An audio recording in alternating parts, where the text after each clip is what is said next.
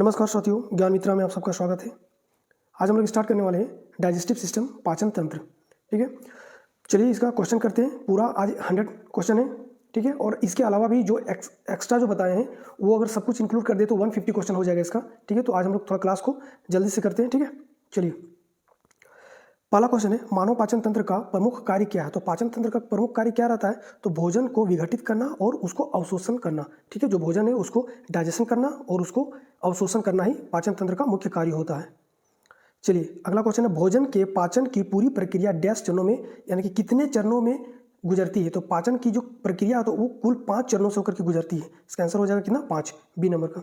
कौन कौन सा ये 5 चरण है इसको अच्छा से समझिए। ठीक है, सबसे पहले इंजेशन यानी कि जो हम लोग मुंह में भोजन को निवाला लेते हैं उसको बोला जाता है, लेके जो अंदर घुटते हैं उसको बोला जाता है इंजेशन। ठीक है, उसके बाद पाचन डाइजेशन होता है। तो ये 2 तरह का होता है, एक तो मैकेनिकल डाइजेशन होता है जिससे दांतों से हम लोग उसको चबा के तोड़ते हैं। ठीक है, और कुछ जो है स्टमक का जो दीवार होता है वो भी उसको तोड़ने का काम करता है। ठीक है, तो इसको बोलते हैं मैकेनिकल, जो भोजन को छोटे छोटे टुकड़ों में तोड़ता है।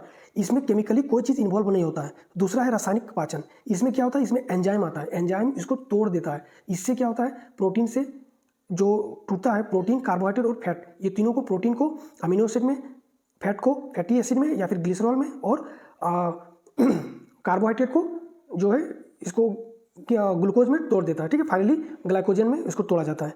तो इस तरह से ये सब कुछ तोड़ता है। देखिए यहाँ पे पूरा लिखा हुआ है।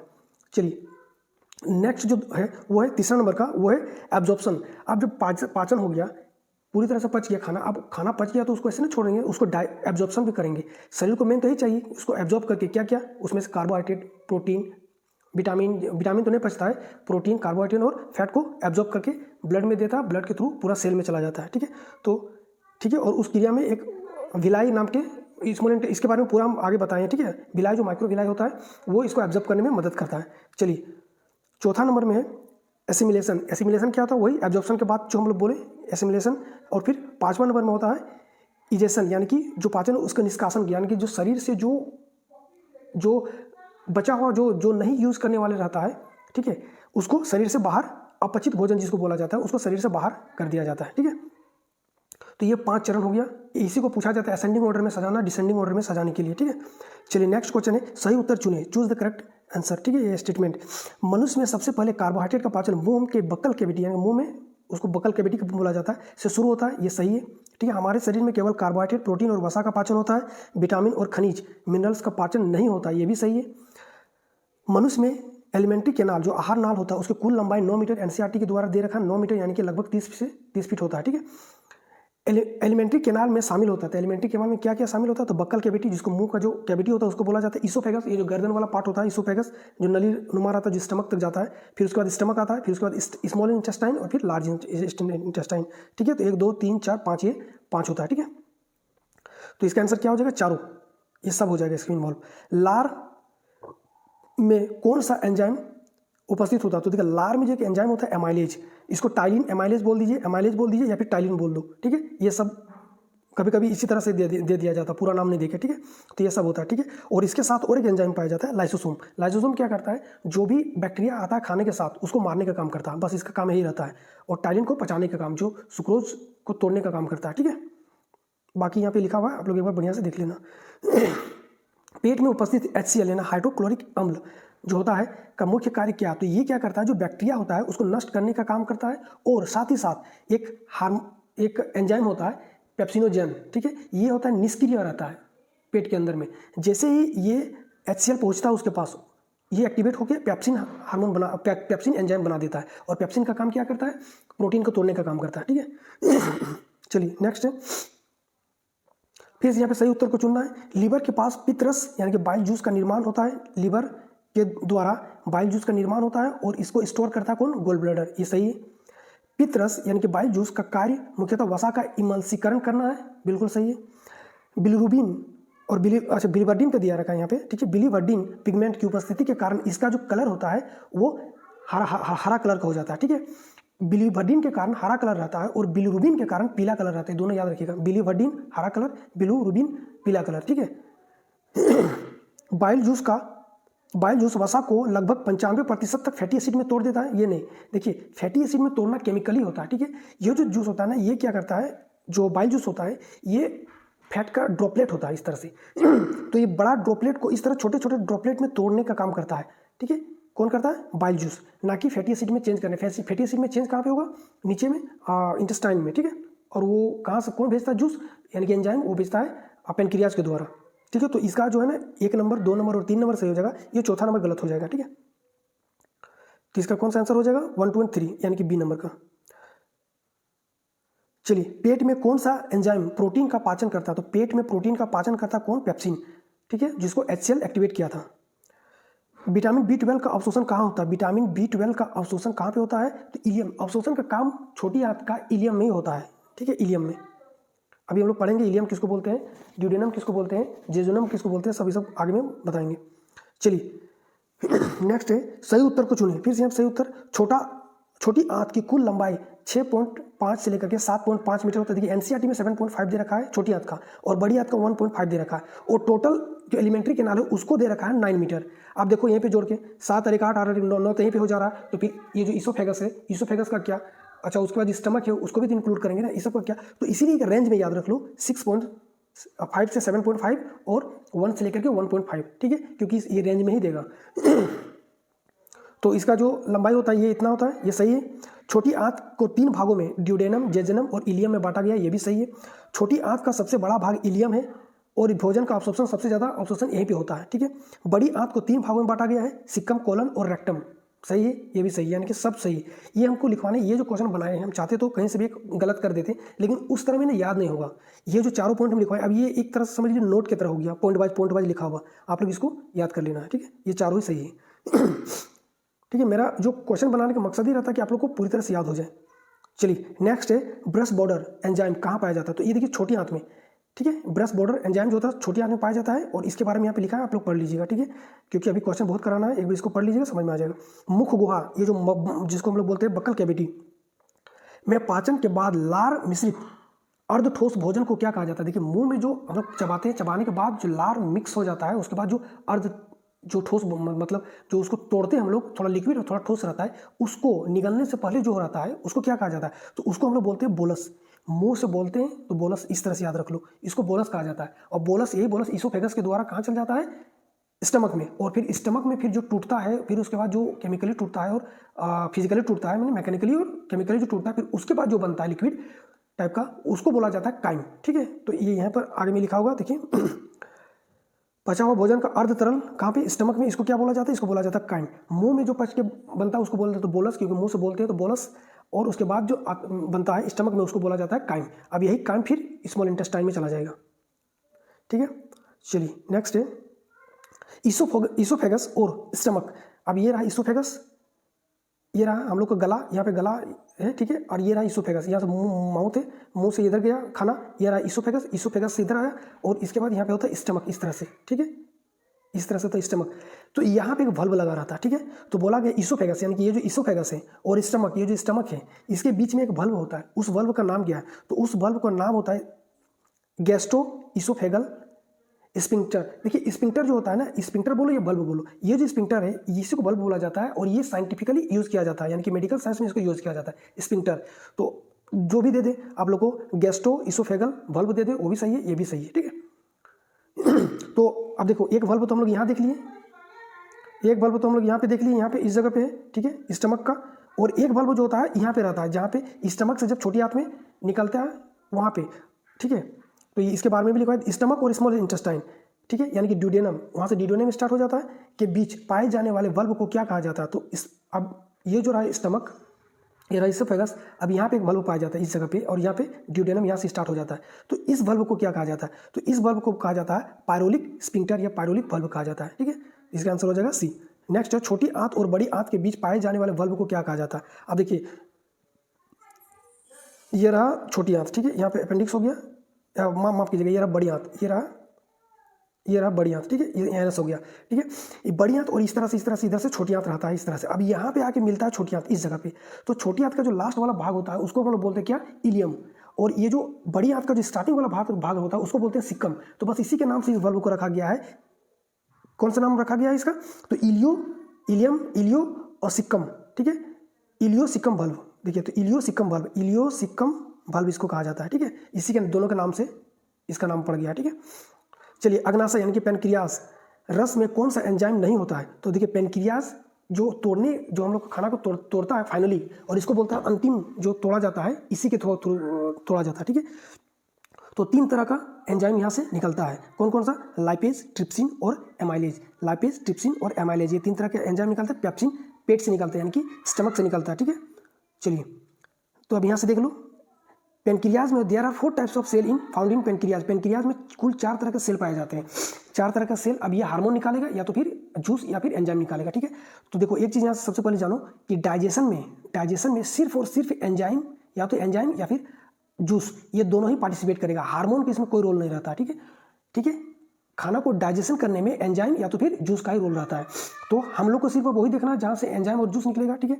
तो अब इसमें 4 तरह का सेल पाया जाता है, किसमें? पेनक्रियाज में। Alpha cell, beta cell, delta cell और एफ सेल, ठीक है। अल्फा सेल 5% निकलता हुआ पेनक्रियाज से। बीटा सेल, जिसको हम लोग इंसुलिन हार्मोन भी इसे बोला जाता है, बीटा सेल से निकलता है, ये 90% निकलता है, ठीक है। डेल्टा सेल, ये भी हार्मोन होता है, ठीक है। डेल्टा सेल ये 2.5% निकलता है, ये भी हार्मोन होता है। तो हमने बोला कि हार्मोन से हमको कोई लेना देना नहीं, यानी कि ये तीनों हम लोग के काम का अभी नहीं है, ठीक है। ये तीनों तो नहीं है। हमको क्या चाहिए? या तो एंजाइम चाहिए या फिर जूस चाहिए। तो एक होता है एफ सेल। तो पूछा जाएगा आप लोग से कि पेनक्रियाज का कौन सा सेल से एंजाइम और तो हार्मोन एंजाइम और जूस निकलता है? तो इसका आंसर हो जाएगा एफ सेल से। कितना? तो 2.5% निकलता है, ठीक है। अब ये 3 तरह का एंजाइम निकलता है, ठीक है। कौन कौन सा? एफ सेल 3 तरह का। एमाइलेज क्या करता है? It convert carbohydrate to glycogen, ठीक है। कार्बोहाइड्रेट को ग्लाइकोजन में ये चेंज कर देता है 100%। यहाँ पे पूरी तरह से खाना पच जाता है, ठीक है। फिर ट्रिप्सिन आता, ट्रिप्सिन क्या करता है? ये प्रोटीन को चेंज करेगा 100%, किसमें? एमिनो एसिड में। और लाइपेज क्या करेगा? फैट को चेंज करेगा, किसमें? फैटी एसिड और ग्लिसरॉल में, ठीक है। तो अब यहाँ पे 3 एंजाइम आ गया पेनक्रियाज में, एमाइलेज, ट्रिप्सिन और लाइपेज। अंतिम प्रोडक्ट क्या क्या निकला? ग्लाइकोजन, ये कर देता है ग्लाइकोजन में, इसको कार्बोहाइड्रेट को। ये ट्रिप्सिन प्रोटीन को कर देता है किसमें? अमीनो एसिड में। और लाइपेज फैट को कर देता है किसमें? फैटी एसिड या फिर ग्लिसरॉल में, ठीक है। तो यहाँ तक समझ में आ गया। अब इसी से 10 क्वेश्चन बनाने से बेटर है कि यहाँ पे रट लो आप लोग। चलिए, बड़ी आंत का मुख्य कार्य क्या होता है? तो देखिए बड़ी आंत का मुख्य क्या कार्य होता है? जल और इलेक्ट्रोलाइट को अवशोषण करना, बस बड़ी आंत का ही काम होता है, ठीक है। और कुछ बैक्टीरिया को बनाना, कुछ विटामिन बनाना, ठीक है। पाचन का कौन सा भाग स्वैच्छिक यानी कि वॉलेंटरी होता है? तो पाचन का जो होता है ना, निगलना, जो हम लोग निगलते हैं, वही खाली हम लोग अपने हिसाब से करते हैं। हम लोग जितना देर चाहेंगे चबाएंगे, फिर जब चाहेंगे हम निगल लेंगे, ठीक है। तो ये हम लोग का अपनी इच्छा से होता है। बाकी उसके बाद जो भी डाइजेशन होता है, क्या ऐसा हम कर सकते हैं कि नहीं? अभी हम प्रोटीन को सिर्फ पचाते हैं, कार्बोहाइड्रेट को बचा के रख देते हैं पेट में, ऐसा हम लोग कर पाते हैं? नहीं कर पाते हैं। या फिर हम लोग बहुत सारा कुछ ऐसा खा गए, चौमिन भी खा गए, पूड़ी भी खा गए, कचौड़ी भी खा गए, बोलना एक ही साथ पचेगा तो पेट खराब हो जाएगा। पहले हम लोग पकौड़ी को पचाते हैं, फिर कचौड़ी को पचाएंगे, फिर हम लोग चौमिन को पचाते हैं, धीरे धीरे करके। तो ऐसा तो हम लोग होता नहीं, एक ही साथ सब पचता है, तो हम लोग उसको कर नहीं पाते हैं इस तरह, इसलिए इसको वॉलेंटरी सिप हो जाएगा, निगलना, ठीक है। नेक्स्ट देखिए, पाचन नली का सबसे चौड़ा भाग कौन सा होता है? तो पाचन नली का सबसे चौड़ा भाग होता है पेट, ठीक है। पाचन नली यानी कि एलिमेंट्री कैनाल जो होता है, मुंह से शुरू होता है और एनस तक जाके खत्म होता है, तो उसी में पेट भी आ जाता है। तो सबसे चौड़ा भाग कौन सा हो जाएगा? पेट, ठीक है। और पेट में भी एक पार्ट होता है जिसको बोलते हैं बॉडी, वो सबसे बड़ा पार्ट होता है, ठीक है। चलिए नेक्स्ट है, पेट के कौन से कोशिकाएं HCl बनाती? तो देखो HCl जो होता है हार्मोन, या फिर इसको हार्मोन भी बोलते हैं और इसको हम लोग एंजाइम भी बोलते हैं, ठीक है। HCl, तो ये जो HCl जो निकलता है, ये कहाँ से निकलता है? इसको हम लोग बोलते हैं गोबलेट सेल या फिर ऑक्सीनाइट सेल से ये निकलता है, ठीक है। चलिए नेक्स्ट है, इंट्रिंसिक फैक्टर किसके लिए आवश्यक है? तो इंट्रिंसिक फैक्टर जो होता है ना, ये विटामिन B12 के एब्जॉर्प्शन के लिए आवश्यक होता है। बस इसको इतना याद रख लो, इंट्रिंसिक फैक्टर क्या होता है, इसको जानने की जरूरत नहीं है, बहुत डीपली चला जाएगा फिर, ठीक है। निम्न में से कौन सा सहायक पाचक अंग, यानी कि देखिए पाचन अंग 2 तरह का होता है। हम लोग खाना खाएं और जिस खाना जहाँ से टच करते हुए गया वो हो गया प्राइमरी, ठीक है। और एक होता है एक्सेसरी डाइजेशन ऑर्गन, जो जहाँ पे खाना नहीं जाता है लेकिन वो पाचन करने में वो अंग मदद करता है, जैसे कि पेनक्रियाज, जो वहाँ से जूस एंजाइम निकलता है, जैसे कि लीवर, जैसे कि गोल ब्लैडर। ये 3 को याद रखना, ये 3 होता है एक्सेसरी डाइजेशन सिस्टम, ठीक है। इसमें से कौन सा हो जाएगा? पेट नहीं, छोटी आंत नहीं, यकृत हो जाएगा, बड़ी आंत भी नहीं होगा, यकृत हो जाएगा, ठीक है। बाकी पेट हो गया, छोटी आंत हो गया, मुंह हो गया, इसोफेगस हो गया, बड़ी आंत हो गया, ये सब क्या होगा? प्राइमरी हो जाएगा। चलिए नेक्स्ट है, पेनक्रियाटिक रस का पीएच कितना होता है? यानी कि पीएच वैल्यू पूछा है, तो पेनक्रियाज से निकलता है, पेनक्रियाज से निकलेगा या फिर लीवर से निकलता है, पेट तक एसिडिक होता है, बाकी सब फिर बेसिक हो जाता है। तो ये सब बेसिक हो जाएगा, तो पीएच कितना हो जाएगा? इसका बेसिक कौन होता है? 8.3, ठीक है। पेट की आंतरिक परत को क्या कहा जाता है? तो पेट की आंतरिक परत को म्यूकस या म्यूकोसा कहा जाता है, जो HCl के इफेक्ट से बचाता है, ठीक है। चलिए नेक्स्ट, पित्त में कौन सा एंजाइम होता है? तो पित्त में कौन सा एंजाइम होता है? देखिए एक ऐसा डाइजेशन में एक ही ऐसा रस है, जूस है, जिसमें कोई एंजाइम नहीं होता, इसमें कोई एंजाइम नहीं होता। कौन सा होता है? तो बाइल जूस, ठीक है, बाइल जूस यानी कि पित्त। लार का पीएच कितना होता है? ये स्लाइटली एसिडिक होता है, और इसका पीएच होता है 6.7 होता है, ठीक है। इसका होता है स्लाइटली एल्कलाइन होता है। लार का ना माफ कीजिएगा, स्लाइटली एसिडिक होगा, स्लाइटली एसिडिक होगा, क्षारीय बनेगा, अम्लीय होगा। क्या लार है? तो लार को होता है स्लाइटली एसिडिक होता है, ये जो होता है ना स्लाइटली एसिडिक होता है। इसको यहाँ पे शायद आंसर ये वाला नहीं होना चाहिए, अम्लीय होना चाहिए, स्लाइटली, ठीक है, स्लाइटली एसिडिक होता है। ये 6.7 होता है, ठीक है। इसका आप लोग याद कर लीजिएगा, अम्लीय होता है। चलिए नेक्स्ट है गैस्ट्रिन हार्मोन कहाँ से निकलता है? तो देखिए गैस्ट्रिन हार्मोन होता है, ठीक है। गैस्ट्रिन हार्मोन कहाँ से निकलता है? तो ये निकलता है पेनक्रियाज से, ठीक है, अग्नाशय से निकलता है।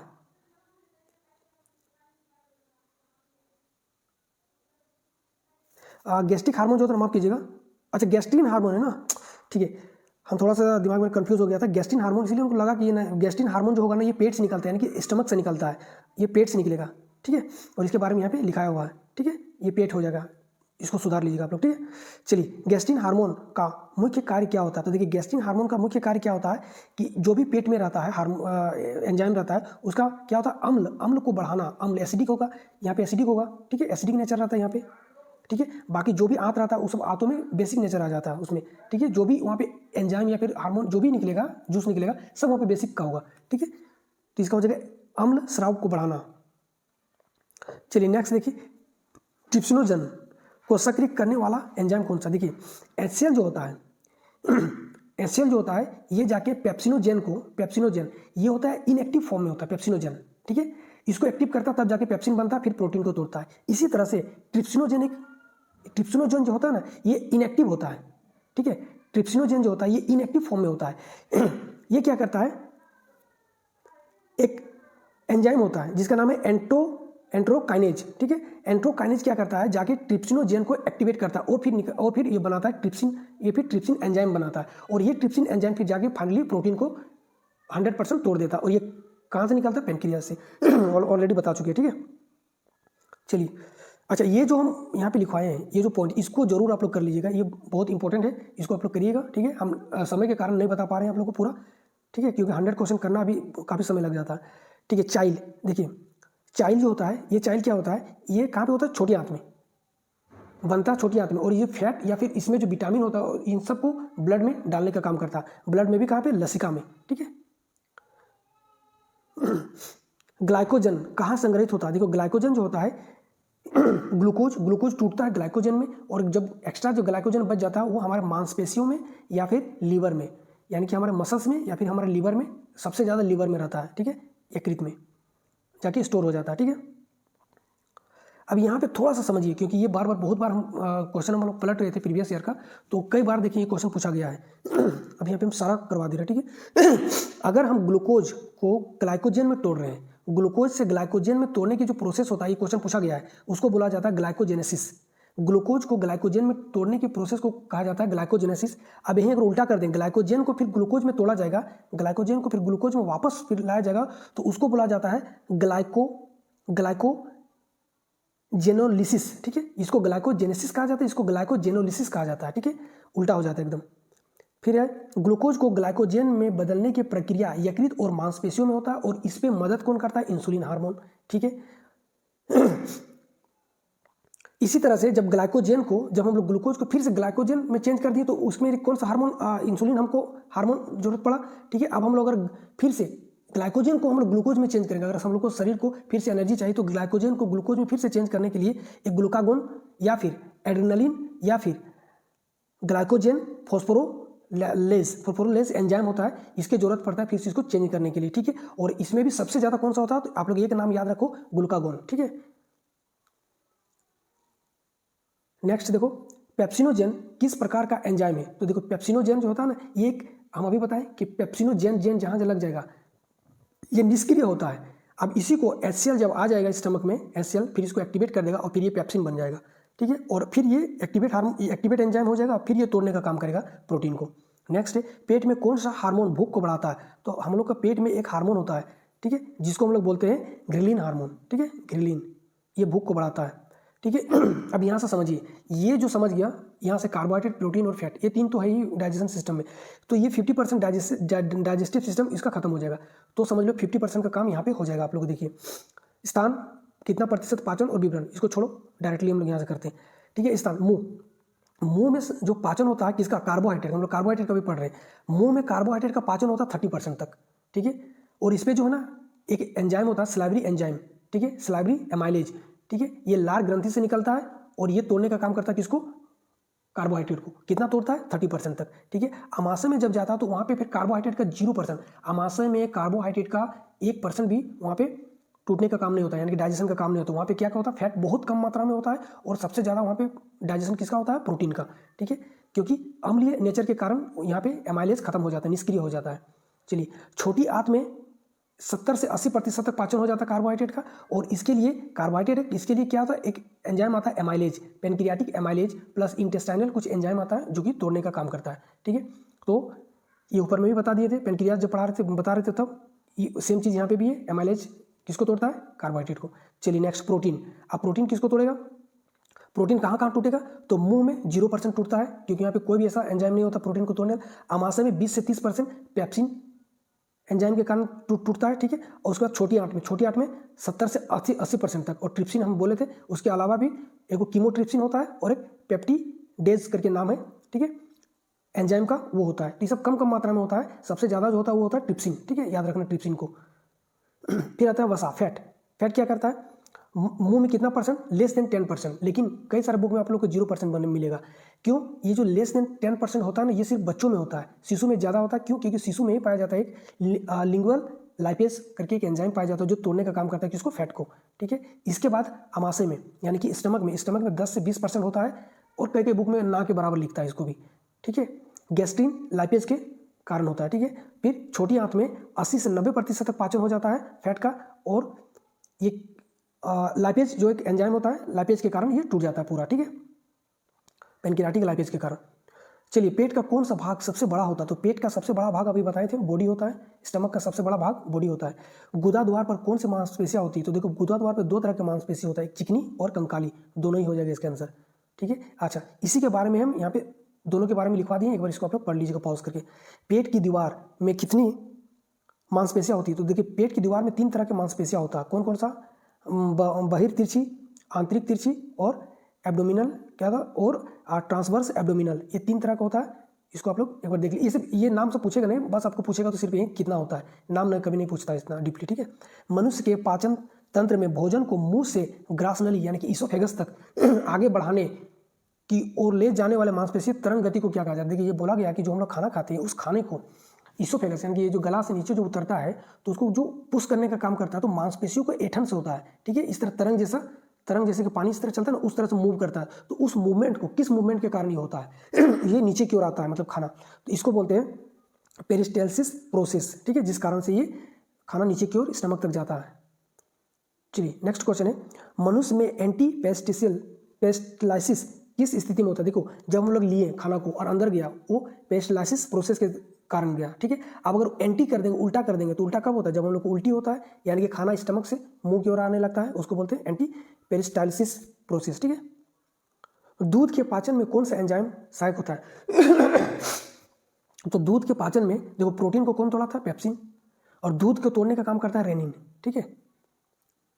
और ये रेनिन जो होता है ना, बच्चों में सबसे ज़्यादा होता है, ठीक है। एक ग्लैंड होता है थाइमस ग्लैंड, जो बढ़ते उम्र के साथ ये थाइमस ग्लैंड जो है ना, वो घटते जाता है और एक समय आके पूरी तरह से खत्म हो जाता है, और ये रेनिन वही थाइमस ग्लैंड ही बनाता है, ठीक है।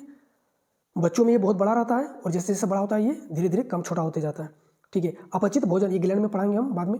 अपचित भोजन शरीर से बाहर कहाँ से निकलता है, तो अपचित भोजन जो होता है वो एनस से निकलता है, एनस तो है नहीं, लेकिन यहाँ पे कौन सा है, रेक्टम है, ठीक है, ये रेक्टम से निकल जाता है फाइनली। सिक्कम से निकलने वाली उंगली जैसी थैलानुमा नलीनुमा संरचना को क्या कहा जाता है। अच्छा, सिक्कम किसको बोलते हैं, तो ये रहा बड़ी आंत कुछ इस तरह से स्ट्रक्चर रहता है, ठीक है, और यहाँ से निकल जाता है बड़ी आंत का, ठीक है। अब इसको आप लोग ऐसे ऐसे करके बना ले, ठीक है, हम सिर्फ आपको समझाने के लिए कर रहे हैं। तो ये जो बड़ी आंत है, बड़ी आंत में बोला सिक्कम, तो ये वाला जो पोर्शन होता है यहाँ से आता है, इसको देखिए डायरेक्टली ऐसे समझिए, इस तरह से समझिए, बेटर रहेगा, देखिए यहाँ से सिक्कम के बाद क्या, तो ये वाला जो पोर्शन है यहाँ से यहाँ तक, इसको बोला जाता है सिक्कम, ठीक है। यहाँ से लेके यहाँ तक का जो पोर्शन है इसको बोला जाता है कोलन। ये कोलन सबसे बड़ा होता है बड़ी आंत में, और ये वाला जो पोर्शन है इसको बोला जाता है रेक्टम। तो बड़ी आंत को 3 पार्ट में तोड़ा जाता है, सिक्कम, कोलन और रेक्टम। सबसे बड़ा कौन सा होता है, कोलन, ठीक है। तो बोला गया सिक्कम से निकलने वाली उंगली जैसी थैलानुमा नलीनुमा संरचना को क्या कहा जाता है, ये रहा सिक्कम। और यहीं पे इस तरह से अगर हम सिक्कम बना रहे, इस तरह मान ले सिक्कम है, तो इस तरह से एक स्ट्रक्चर रहता है यहाँ पे, इसको बोलते हैं अपेंडिक्स, ठीक है। जो बढ़ जाने से काट के फिर इसको निकालना पड़ता है, इसको बोलते हैं अपेंडिक्स। कहाँ पे रहता है, सिक्कम में, सिक्कम का एक पार्ट है, ठीक है, भाग है। चलिए नेक्स्ट क्या है, सामान्य स्थितियों में अम्ल या सेल की क्रिया से अमाशय यानी कि स्टमक के आंतरिक भाग की रक्षा कौन करता है, तभी बोले तो म्यूकस करता है, म्यूकस। कौन सा हार्मोन पित्ताशय के संकुचन को प्रेरित करता है, देखो पित्ताशय यानी कि गॉल ब्लैडर का जो संकुचन होता है, कॉन्ट्रैक्शन होता है, उसको कौन कंट्रोल करता है, तो एक हार्मोन होता है जिसको हम लोग बोलते हैं कोलेस्टिटोकाइनिन, ठीक है, कोलेस्टिटोकाइनिन। ये एक हार्मोन होता है जिसके वजह से जो गॉल ब्लैडर होता है वो कॉन्ट्रैक्ट होता है, ठीक है। और इसको निकालता कौन है, पेनक्रियास निकलता है, ठीक है। चलिए नेक्स्ट है अम्लपीत यानी कि एसिडिटी मुख्यतः क्यों होता है, जब हम लोग के पेट में HCl की मात्रा ज़्यादा हो जाता है तो हम लोग फिर क्या होने लगता है, एसिडिटी होने लगता है। नेक्स्ट देखिए भोजन को छोटे छोटे कणों में मैकेनिकली तोड़ने की क्रिया को क्या कहा जाता है, देखिए मैकेनिकली यानी कि ये केमिकल यानी कि एंजाइम अभी तक इन्वॉल्व नहीं हुआ है, इसको हम लोग बोलते हैं मास्टिकेशन। आहार में सेलुलोज का कार्य क्या है, देखो सेलुलोज आंत का सफाई करने में काम आता है, यानी कि आंतों को मूवमेंट देने में, मल को आगे की ओर पुश करने में ये सहायक होता है, ठीक है। नेक्स्ट है सही मिलान करें, मैच द फॉलोइंग करेक्ट, ठीक है। एक तरफ है द्रव यानी कि जो एलिमेंट है और दूसरी तरफ उसका पीएच मान आपको मिलाना है। बाइल जूस, बाइल जूस क्या होता है, बेसिक नेचर का होता है, बेसिक नेचर या बहुत ही ज़्यादा बेसिक होता है, ठीक है। ये कहाँ आ जाएगा, बाइल जूस किस में आ जाएगा, 7.8 से, यानी कि A का D हो जाएगा। गैस्ट्रिक जूस, गैस्ट्रिक जूस क्या होता है, गैस्ट्रिक जूस होता है स्टमक में, यानी कि एसिडिक नेचर होगा, एसिडिक यानी कि HCl उसमें रहता है 1.3 से 3.5। लार हमने अभी बताया कि स्लाइटली एसिडिक होता है, कितना जल्द चला जाएगा 6.8। और ब्लड हम लोग जानते हैं 7.4 होता है ब्लड का, ये रहा, ठीक है। तो 1 का हो जाएगा D, 2 का हो जाएगा C, 1 का हो जाएगा D, 2 का हो जाएगा C, और कहीं पे क्या नहीं, 1 नंबर का ही हो जाएगा, इसका पहला नंबर ही इसका आंसर हो जाएगा, ठीक है। चलिए अग्नाशय यानी कि पेनक्रियाज रस को स्रावित करने को कौन सा हार्मोन उत्तेजित करता है, तो देखिए पेनक्रियाज को जो एक्टिवेट करता है उसके एंजाइम को स्रावित करने के लिए उसको बोला जाता है सेक्रेटिन। हम सेक्रेटिन एक हार्मोन होता है, ये एक्टिवेट करता है किसको, पेनक्रियाज के F सेल को, और जो एंजाइम होता है वो निकालता है, ठीक है। इसके अलावा भी एक हार्मोन होता है कोलेस्टोकाइनिन, जो अभी ऊपर में बोले कोलेस्टोकाइनिन और सेक्रेटिन, ठीक है। पेप्सिन किस पीएच पर सर्वोत्तम का, देखिए पेप्सिन कहाँ होता है, पेप्सिन एंजाइम जो होता है वो स्टमक में होता है, स्टमक में, ठीक है। अब स्टमक में क्या होता है, एसिडिक नेचर होता है, एसिडिक नेचर होता है तो किस में करेगा सबसे अच्छा काम, 1.1 से लेकर के 3 pH वैल्यू पे काम करेगा, अच्छा, ठीक है। चलिए किस विटामिन की कमी से पाचन में बाधा आती है, क्योंकि इंट्रिंसिक फैक्टर काम करना बंद कर देता है, अभी बोले विटामिन B12। चलिए छोटी आंत की सतह क्षेत्र को बढ़ाने में क्या सहायक है, देखिए ये जो छोटी आंत होता है हम लोग का, आप इसको अगर काटेंगे हम लोग क्रॉस सेक्शन कटेगा तो छोटी आंत ये रहा, ये इस तरह से रहता है, ठीक है। तो अब इसी को हम जूम करते हैं थोड़ा सा, यानी कि बड़ा कर देते हैं, तो ये रहा कटिंग, ठीक है, ये रहा, ठीक है। अब ये जो छोटी आंत है ये तो इसका सरफेस एरिया इतना ही आएगा, ये सरफेस एरिया है, लेकिन इस सरफेस एरिया को बढ़ाने के लिए इसमें इस तरह से उंगली जैसा माइक्रोविलाई रहता है, ठीक है, इसको बोलते हैं माइक्रोविलाई। और ये पूरी आंत में रहेगा, पूरा जहाँ से जितना आंत है सब में रहता है इस तरह से। ये क्या करता है, अब देखो यहाँ से यहाँ तक सरफेस एरिया बढ़ा, यहाँ से यहाँ तक सरफेस, अब खाना इसमें जो लिक्विड वाला खाना रहता है इसमें जाता है और यहीं से एब्जॉर्प्शन होना शुरू हो जाता है, ठीक है। तो इसको क्या बोला जाता है, माइक्रोविलाई बोला जाता है, विली बोलो विलाई बोलो जो बोल दो, ठीक है। छोटी आंत के किस भाग में सबसे अधिक विलाई पाया जाता है, तो सबसे ज़्यादा एब्जॉर्प्शन का काम होता है इलियम में, ठीक है। अब छोटी आंत को भी 3 पार्ट में बांटा गया है, एक भी देख लो थोड़ा सा, ठीक है। ये इधर से आया, ये रहा स्टमक। अब यहाँ से ये जो मुड़ा हुआ पार्ट होता है C टाइप का, पूछा जाएगा एग्जाम में कि छोटी आंत का कौन सा भाग C शेप में होता है, तो ये देखिए C शेप में, उल्टा C शेप में रहता है, यहाँ से यहाँ तक ये सीधा सी, ये उल्टा सी, तो ये हो जाता है, इसको बोलते हैं ड्यूडेनम, ठीक है, ड्यूडेनम, ठीक है। अब इसी चीज़ को अब यहाँ देखो, ड्यूडेनम हम ऐसे बना दिए, ये हो गया ड्यूडेनम, फिर यहाँ से यहाँ तक आता है उसको बोलते हैं जेजेनम। तो ड्यूडेनम हम लोग को किधर हो गया, लेफ्ट साइड में, जेजेनम किधर हो गया, राइट साइड में, देखो उल्टा चलता है, लेफ्ट को राइट, राइट को, क्योंकि हम इधर सीधा देख रहे हैं, उसका मुंह मेरे तरफ रहेगा, मेरा मुंह उसके तरफ, तो ये हो जाएगा, राइट वाला लेफ्ट हो जाता है, लेफ्ट वाला राइट हो जाता है, तो ये किधर हो जाएगा, ये हो जाएगा लेफ्ट साइड में ड्यूडेनम, जेजेनम हो जाएगा राइट साइड में, और फिर लेफ्ट साइड में हो जाएगा इलियम। तो ये जो पार्ट होता है ना इलियम, ये इलियम होता है सबसे लास्ट वाला पार्ट, और यहीं पे माइक्रोविलाई सबसे ज़्यादा होता है, यहीं पे एब्जॉर्प्शन का काम सबसे ज़्यादा होता है, और छोटी आंत का सबसे बड़ा पार्ट भी यही होता है, इलियम ही होता है। ठीक है, इसका आंसर क्या हो जाएगा, छोटी आंत में विलाई पाया जाता है अधिक, कहाँ पाया जाता है, इलियम में। ठीक है, छोटी आंत के पास से भाग यानी कि पीछे का भाग में आंत्ररोम यानी कि इंटेस्टिनल विलाई जिसको बोलते हैं या विली बोलते हैं, अधिक संख्या में और बड़े आकार के क्यों पाए जाते हैं, क्यों पाए जाते हैं, क्योंकि यहाँ पे ब्लड सप्लाई, डाइजेस्टिव फूड, यहाँ पे डाइजेस्टिव फूड की उपस्थिति सबसे ज़्यादा होता है। ठीक है, तो ये डाइजेस्टिव फूड यहीं पे सबसे ज़्यादा उपस्थित होता है और यहीं से एब्जॉर्प्शन शुरू हो जाता है। चलिए, बिलिरुबिन और बिलिवर्डिन किसके अपघटक है, ये बहुत इंपॉर्टेंट क्वेश्चन है। ठीक है, पूछा गया क्वेश्चन है और पीसीएस में शायद पूछा था, पिछले साल ही शायद पूछा गया था। ठीक है, बिलिवर्डिन और बिलिरुबिन किसका अपघटक है, इसमें से पूछा गया था शायद बिलिवर्डिन का, बोला पूछा गया था बिलिवर्डिन किसका अपघटक है, तो दोनों ही हीमोग्लोबिन का अपघटक है, इसको याद रख लेना। ठीक है, ये बिलिवर्डिन और बिलिरुबिन दोनों ही हीमोग्लोबिन का अपघटक है। कौन सा विटामिन पाचन तंत्र में बैक्टीरिया द्वारा बनाता है, तो बैक्टीरिया के द्वारा पाचन तंत्र में विटामिन K2 के और विटामिन बी कॉम्प्लेक्स, ये दो विटामिन को बनाता है। ठीक है, विटामिन बी कॉम्प्लेक्स एक कॉम्प्लेक्स है पूरा, विटामिन B1 से लेकर के B12 तक, तो विटामिन बी कॉम्प्लेक्स बहुत सारा विटामिन को बनाता है बी कॉम्प्लेक्स में, और विटामिन के में भी K2 को बनाता है। ठीक है, तो इसका आंसर कौन सा था, यहाँ तो बी दिया नहीं है तो आप लोग याद रख लेना, विटामिन बी और विटामिन के में भी कौन सा K2, कई बार पूछ देता है ऐसा।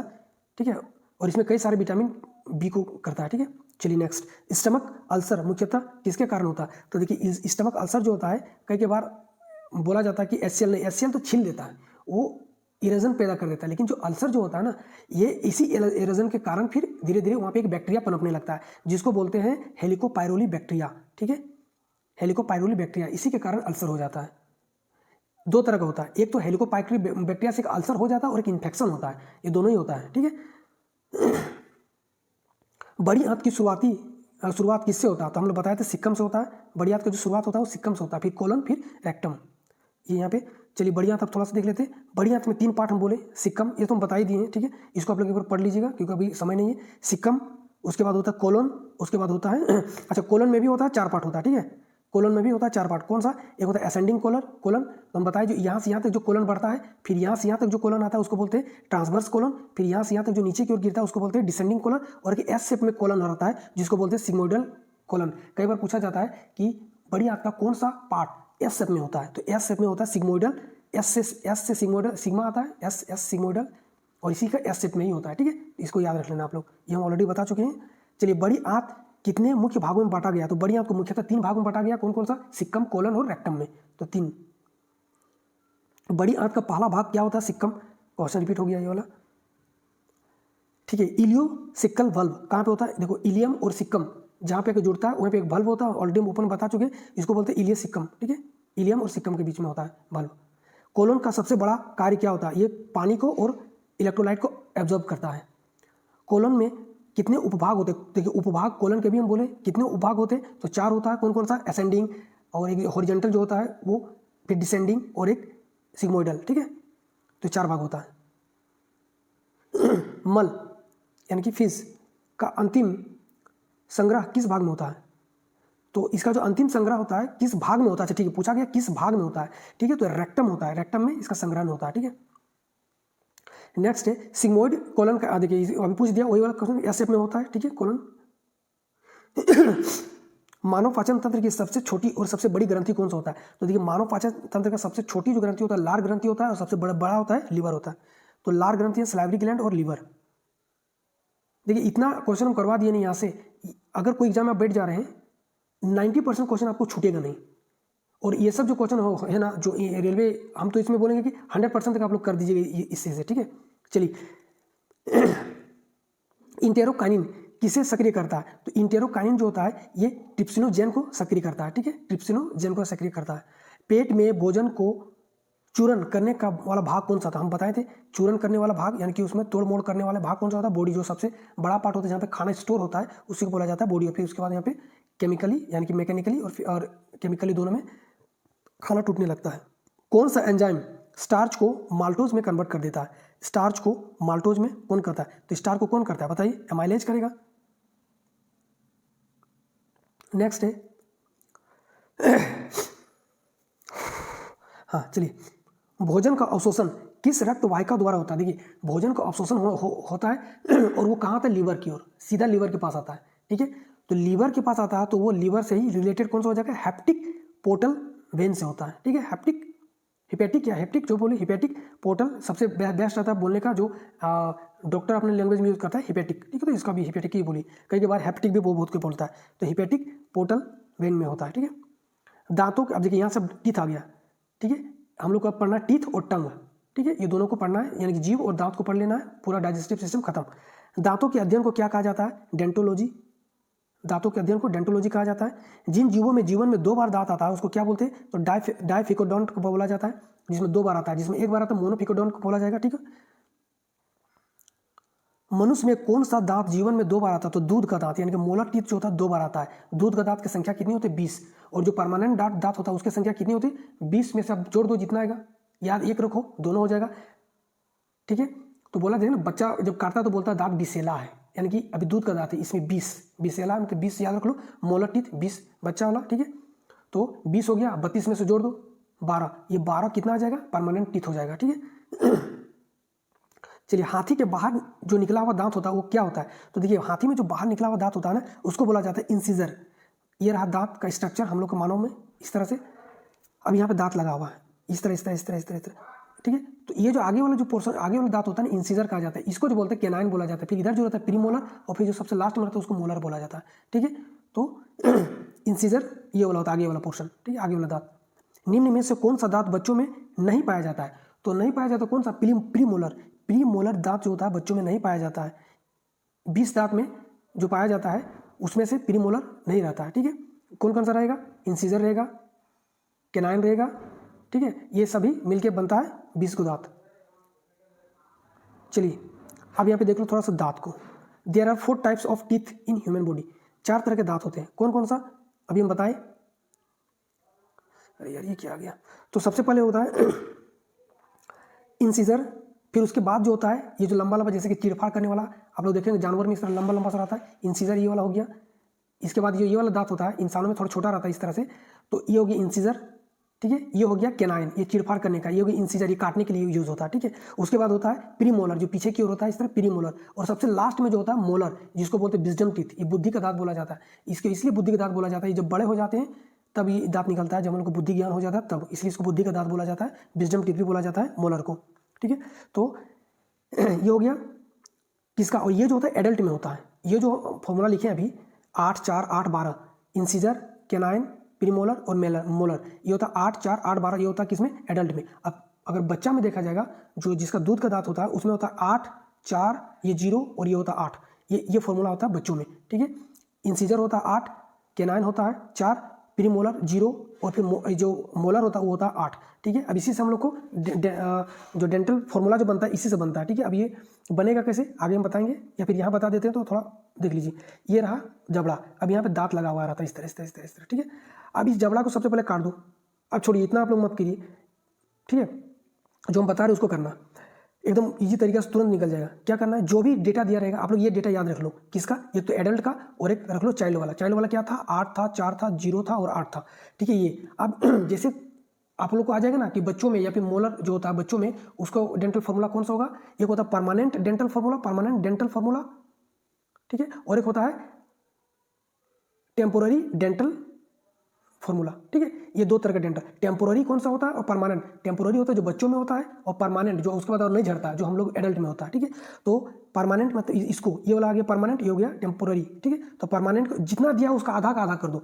8 दिया है, 8 का आधा 4, 4 का आधा 2, तो 2 लिख दो। फिर 4 का आधा 2, 2 का आधा 1, 1 लिख दो। फिर 8 का आधा 4, 4 का आधा 2, 2 लिख दो। 12 का आधा 6, 6 का आधा 3। ये हो गया तुम्हारा कौन सा? अरे हटना मत हटना मत हटना मत, हट गया। एक मिनट हट गया भाई, तुम इधर आ जाओ। चलिए, तो हाँ, तो यहाँ पे बता रहे थे, तो आधा कर दो। अब इसी तरह से अगर हम इसमें चाइल्ड में ले लेते हैं, यानी कि मोलर वाला जिसको रहता है, जिसको हम लोग बोलते हैं टेम्पोररी डेंटल फॉर्मूला, उसको भी आधा करो। 8 का आधा कितना हो जाएगा? 8 का आधा 4, 4 का आधा, आधा का आधा करना है। 8 का आधा 4, 4 का आधा 2, ये 2 हो गया। फिर से 4 हो गया, 4 का आधा 2, 2 का आधा 1, 0 का आधा कुछ भी कर लो 0 ही रहेगा। 8 का आधा 4, 4 का आधा 2, तो ये हो गया तुम्हारा टेम्पोररी डेंटल फार्मूला और ये वाला हो गया तुम्हारा परमानेंट डेंटल फार्मूला। तो 21-23 हो गया परमानेंट और टेम्पोररी हो गया 21-02। तो ये याद रख लेना, ठीक है। आगे हम बता दिए ये चीज़ यहाँ पे टीथ जो मिल्क टीथ होता है जिसको बोलते हैं हम लोग मोलर टीथ या मिल्क टीथ, इसका ये वाला इंसीजर कैनाइन, ठीक है। मानव में अपर जॉ और लोअर जॉ को क्रमशः क्या कहा जाता है? तो अपर जॉ जो होता है उसको हम लोग बोलते हैं मैक्सिला और लोअर जॉ जो होता है उसको बोलते हैं मैंडिबल, ठीक है, ठीक है। और हम लोग को मूवेबल जो पार्ट होता है ना वो होता है लोअर जॉ। आप छू के देखो, जो लोअर जॉ होता है उसको छूना और मुंह को खोलो और बंद करो तो सिर्फ मुंह लोअर जॉ करेगा, यानी कि मैंडिबल करेगा, मैक्सिबल नहीं करता, मैक्सिबल फिक्स रहता है। एग्जाम में पूछ सकता है ये वाला, ठीक है। बच्चों में सबसे पहले कौन सा दांत आता है? तो सबसे पहले जो बच्चों में आता है वो होता है कैनाइन, ठीक है, माफ कीजिएगा, इंसीजर आता है, इंसीजर आता है। और कौन सा इंसीजर? तो आता है लोअर, जो नीचे का रहता है, लोअर सेंट्रल इंसीजर सबसे पहले आता है, ठीक है। कौन सा दांत वेस्टिजियल माना जाता है? वेस्टिजियल मतलब जो क्या बोलते हैं जिसका शरीर में कोई काम नहीं रहता है, जैसे अपेंडिक्स हो गया, ठीक है। तो ये जो वेस्टिजियल दांत होता है उसको बोला जाता है सेकेंडरी मोलर। प्राइमरी मोलर होता है, सेकेंडरी मोलर होता है। तो सेकेंडरी मोलर, मोलर जो सबसे पीछे में रहता है, जो विजडम टीथ बोलते हैं, इस तरह से चपटा चपटा इधर भी और इधर भी। तो ये हो गया प्राइमरी और ये हो गया सेकेंडरी।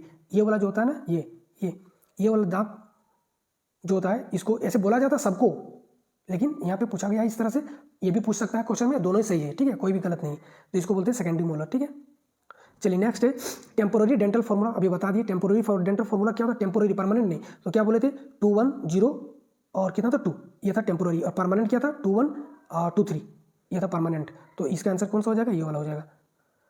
दांतों का हड्डी दांतों का हड्डी के सॉकेट में लगना कहलाता। अच्छा, जो दांत होता है, दांत, ये जो अरेंजमेंट हम लोग का जो दांत होता है सॉकेट में, देखिए ये हम लोग जब दांत निकालते हैं तो इस तरह से, देखिए दांत जब निकालता है तो खींच के इस तरह से निकाल दिया जाता है दांत को, तो इस तरह से स्ट्रक्चर रहता है दांत का, ठीक है। अब ये जो कैविटी बन जाता है जहाँ से खींच के निकाला गया, तो इस तरह कैविटी बन गया। तो ये जो कैविटी होता है इसी कैविटी में फिट रहता है, और इसी कैविटी का जो अरेंजमेंट होता है उसी को पूछा गया है कि दांत का जो अरेंजमेंट होता है कैविटी में उसको क्या बोला जाता है? तो इसको बोला जाता है थिकोडोंट, ठीक है, थिकोडोंट बोला जाता है।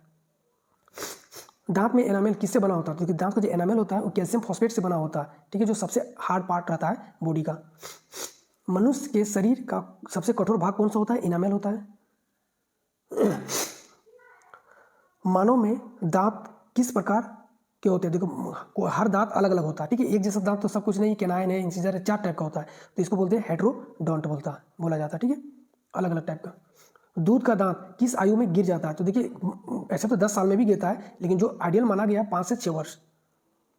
मनुष्य के दांतों का डेंटिन, एक डेंटाइन होती है, डेंटिन जो भी बोल लो, का मुख्य भाग मुख्यतः किससे बना होता है ये पूछा गया। तो देखिए डेंटिन जो होता है ये 2 तरह चीज से बन के बना होता है। एक तो होता है कैल्शियम फॉस्फेट, देखिए ये हो गया दांत, इस तरह से दांत बनेगा तब ना मेरे साथ, ये हो गया दांत, यहाँ से यहाँ तक ये वाला जो पोर्शन होता है इसको बोलते हैं एनामेल, ये वाला। इसके नीचे में वाला जो पोर्शन होता है इसको बोला जाता है डेंटिन, ये वाला, और इसके नीचे पल्प रहता है, ठीक है। तो ये वाला जो बनता है, ये वाला, ये किससे बनता है? ये तो कैल्शियम फॉस्फेट से बन जाता है। ये किससे? ये कैल्शियम फॉस्फेट से तो बनता है, ये साथ ही साथ एक प्रोटीन होता है जिसको हम लोग बोलते हैं क्या प्रोटीन का नाम था? कोलेजन प्रोटीन, ठीक है, ये होता है कोलेजन प्रोटीन। तो इसको यहाँ पे करके आप लोग लिख लो कोलेजन, ठीक है, ये पूछ सकता है, ठीक है। कोलेजन प्रोटीन होता है, ये दोनों से मिलकर बना जाता है। ये कार्बनिक होता है, ये अकार्बनिक होता है। अच्छा, सबसे ज़्यादा यही रहता है 70 से 80%, वो कम रहता है, इसीलिए इसको यहाँ पे दिया गया है। मनुष्य की जीभ, यहाँ सब टंग का शुरू हो गया। मनुष्य का जीभ किस प्रकार से मांसपेशियों से बना होता है? तो वॉलंटरी, जीभ को हम लोग अपने अनुसार हिला डुला सकते हैं, इसको बोलते हैं वॉलंटरी मसल से बना होता है, ठीक है। नेक्स्ट, जीभ या जीवा पर स्वाद कलिकाएं, टेस्ट बड्स मुख्यतः कहाँ पाए जाते हैं? तो पेपिला या पेपली जो बोल दो नाम से रहता है। जब हम लोग का जीभ आ जाता है या फिर देखिए जीभ में जो सूजन हो जाता है तो देखिएगा रेड हो जाता है और थोड़ा थोड़ा इस तरह ऊपरा भाग हो जाता है। तो इसी भाग को, इसी में होता है टेस्ट बड होता है, ठीक है, इस तरह गोल गोल गोल गोल इस तरह उठा, इसी को बोला जाता है टेस्ट बड, ठीक है, पेपली बोला जाता है, पेपिला बोला जाता है। जीवा की सतह पर पाए जाने वाले पेपिला का कौन सा प्रकार स्वाद ग्रहण नहीं कर सकता? और ये जो पेपिला होता है वो क्या करता है? स्वाद को करता है, ठीक है, टेस्ट। लेकिन एक होता है पेपिला जो स्वाद को टेस्ट नहीं करता, इसको हम लोग बोलते हैं कौन सा? फिलोफोम पेपिला, ठीक है। मिठास, अब देखिए यहाँ से हम एक ही बार में सबको समझा दे रहे हैं। ये रहा हमारा जीभ, यहाँ पे जो ये वाला जो आगे का पोर्शन होता है, ये वाला पोर्शन यहाँ, ये वाला, इस पर स्वीट यानी कि मीठा होता है, मीठा का टेस्ट यहाँ से आता है। मीठा के बाद क्या आता है? नमकीन बोलते हैं, मीठा के बाद कुछ नमकीन खा लेते, तो यहाँ से नमकीन यहाँ से टेस्ट आता है। नमकीन के बाद जो इधर आता है ये होता है खट्टा। चलो नमकीन खा ले थोड़ा सा खट्टा, तो ये होता है खट्टा वाला पार्ट, खट्टा का टेस्ट यहाँ से आएगा, ठीक है। और ये जो लास्ट वाला पोर्शन होता है यहाँ से कड़वा होता है, बिटर होता है, ठीक है। ये सॉर हो गया, ये बिटर हो गया, ये हो गया सॉल्ट, ये हो गया स्वीट, ठीक है। तो अब देख लो, अब सब हम तीनों बता दिए। चारों बता दिए। अब यहाँ से देखो मिठास कहाँ से होता है, आगे वाला भाग से, यानी कि सबसे फ्रंट में होता है, ये फ्रंट वाला भाग खत्म। आगे देखो कड़वाहट कहाँ से होता है, सबसे पीछे वाला, कड़वाहट बीटर जो होता है सबसे पीछे वाला, यानी कि पीछे वाला पोर्शन में होता है, ये रहा सी नंबर में। चलिए आगे चलिए, नमकीन कहाँ से होता है, मीठा के बाद, नमकीन कुछ खाने का मन करता है तो मीठा के बाद नमकीन, यानी कि साइड में, पहला वाला साइड में, केवल पीछे, केवल आगे, किनारे, आगे और किनारे, आगे वाला का किनारे में, ठीक है, ये हो गया। खट्टा, अब आ जाता है खट्टा, खट्टा किसके, दोनों किनारे पे, ठीक है, पीछे वाला दोनों किनारे पे हो जाता है, ठीक है, इसका आंसर कौन सा हो जाएगा, ठीक है, ये सब तीनों बता दिए। जीवा जीवा को मुख गुहा के तल, देखिए अब यहाँ पे पूछा क्या कि जो हम लोग का तल होता है, जीव जिसके ऊपर में रहता है, और नीचे में जिससे हम लोग का ये जो मैंडिबल होता है, जिससे जो नीचे वाला जबड़ा होता है, जिससे, और जीव जो होता है उसके बीच में जो मांसपेशी होता है उससे लगा होता है, ठीक है, वही पूछा जीवा को मुख गुहा के तल में से कौन सा उत्तक जोड़ता है। जीव को पलट के देखो तो यहाँ पे कुछ मांसपेशियां लगा हुआ रहता है जिसको जीव को पकड़ के रखा, तो इस मांसपेशी को बोला जाता है फ्रेन्यूमन। माफ कीजिएगा, सर्दी हो गया इसलिए थोड़ा हमको दिक्कत हो रहा है। फ्रेनुलम, ठीक है, इसका आंसर हो जाएगा फ्रेनुलम।